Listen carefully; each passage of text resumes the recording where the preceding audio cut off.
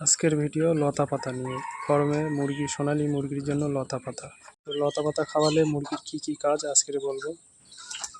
লতা পাতা খাওয়ালে ছোটোখাটো রোগও কমে যায়, খাবার খরচাও কমে যায়।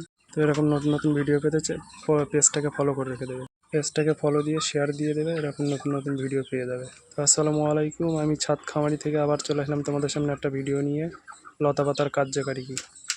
তো লতা পাতা খাওয়ালে তোমাদের ফার্মের খাবার খরচাটাও কমে যাবে এবং ছোটোখাটো রোগ থেকেও মুক্ত হবে, ছোটোখাটো রোগ আসবে না।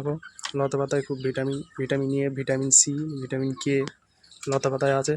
তোমরা সবুজ জাতীয় অনেক জিনিস খাওয়াতে পারো, এবং পালং শাক, হেলামচো, তারপরে কলমি শাক, এসবগুলো মুরগির দিলে মুরগির মানে খুব উপকারী হয়।